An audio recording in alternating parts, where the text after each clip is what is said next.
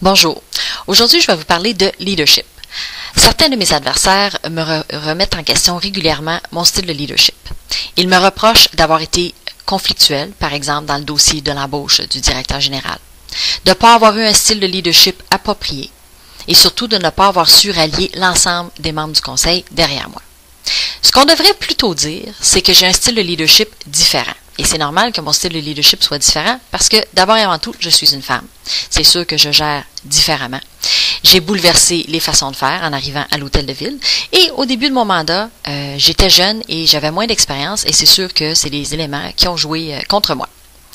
Certes, il y a eu des problèmes évidents en début de mandat et ils ne peuvent pas tous être attribués qu'à moi. Il y a une dynamique de groupe qui s'est installée. Toutefois, vous le constatez sûrement, les choses ont beaucoup changé depuis et on a appris à travailler en équipe, tous ensemble, le conseil municipal.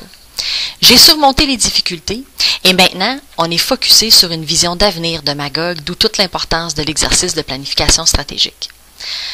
Également, plusieurs citoyens m'ont parlé de situations dont ils ont été témoins, surtout pendant les séances du conseil, les situations que les citoyens ont jugées inacceptables, inappropriées, des gestes et des comportements, parce que dans une salle de conseil, c'est sûr que ça prend un certain décorum. Et c'est pourquoi j'ai proposé un code de conduite qui a été adopté, et depuis, ça va beaucoup mieux.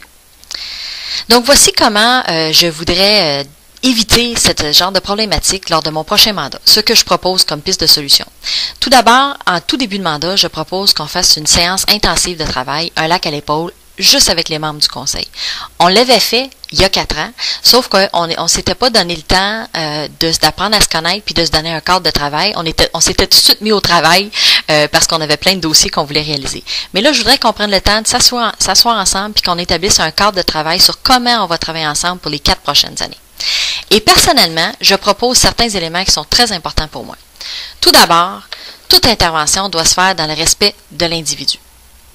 Ensuite de ça, comme je travaille par consensus, je propose qu'on recherche toujours le consensus. Il peut y avoir des bons débats d'idées, mais une fois qu'une décision est prise, il faut absolument ramener tout le monde dans la même direction.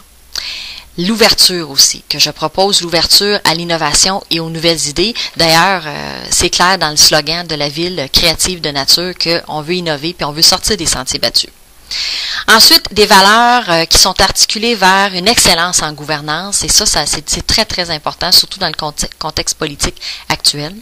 Et enfin, un leadership qui est pointé vers une vision à long terme de Magog, parce qu'on ne développe pas pour demain, on développe pour plusieurs années à venir. Donc, c'est droit devant que nous allons y arriver.